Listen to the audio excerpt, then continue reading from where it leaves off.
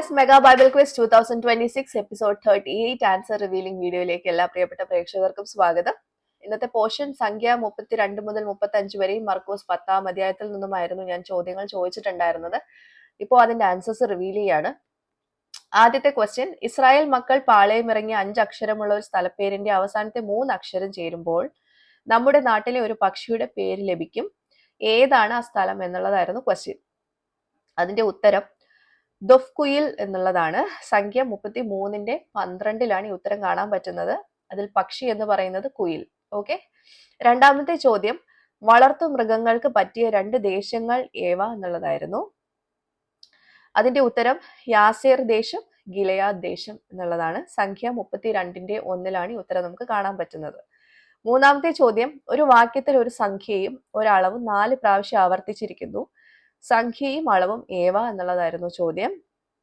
അതിൽ ഉത്തരം സംഖ്യ എന്നുള്ളത് 2000, അളവ് എന്നുള്ളത് മുഴം എന്നുള്ളതാണ്. സംഖ്യ 35-5 ഈ ഉത്തരം കാണാൻ പറ്റുന്നത് കേട്ടോ. നാലാമത്തെ ക്വസ്റ്റ്യൻ ഇതായിരുന്നു, പാഠഭാഗത്തുള്ള ഒരു അധ്യായത്തിൽ ഒരു പദം 40-ലധികം പ്രാവശ്യം രേഖപ്പെടുത്തിയിരിക്കുന്നു. അധ്യായം ഏത്, പദം എന്ത് എന്നുള്ളതായിരുന്നു ചോദ്യം. അധ്യായം സംഖ്യ 33, പദം പാളയമിറങ്ങി എന്നുള്ളതാണ് കേട്ടോ. റെഫറൻസ് വേണ്ടാന്ന് ഞാൻ പറഞ്ഞിട്ടുണ്ടായിരുന്നു. ഓക്കെ. അഞ്ചാമത്തെ ചോദ്യം ഇതായിരുന്നു, യേശു ശിഷ്യന്മാരെ വാത്സല്യത്തോടെ വിളിച്ച പദം എന്ത് എന്നുള്ളത് കേട്ടോ.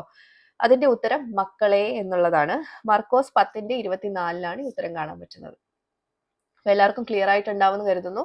ഇതായിരുന്നു ഇന്നത്തെ 5 ആൻസേഴ്സ്. അപ്പൊ കറക്റ്റ് ആയിട്ട് ഉത്തരം അയച്ചിട്ടുള്ള എല്ലാവർക്കും കൺഗ്രാറ്റുലേഷൻസ്. അടുത്ത പോർഷൻ എന്ന് പറയുന്നത് സംഖ്യ 36, ആവർത്തനം 1 മുതൽ 3 വരെ, മർക്കോസ് 11-ാം അധ്യായം. ഓക്കെ, കൺഫ്യൂഷൻ ഇല്ലല്ലോ. സംഖ്യ 36-ാം അധ്യായം, ആവർത്തനം 1 മുതൽ 3 വരെ, മർക്കോസ് 11-ാം അധ്യായം. അപ്പോൾ ഇതിൽ നിന്നായിരിക്കും 5 ക്വസ്റ്റ്യൻസ് അടുത്ത് ഉണ്ടാവുന്നത്. എല്ലാവരും വായിച്ച് തയ്യാറായിക്കോളൂ. അടുത്ത ചോദ്യങ്ങളുമായിട്ട് നമുക്ക് വീണ്ടും കാണാം. Till then, it's Angel signing off. Bye and take care.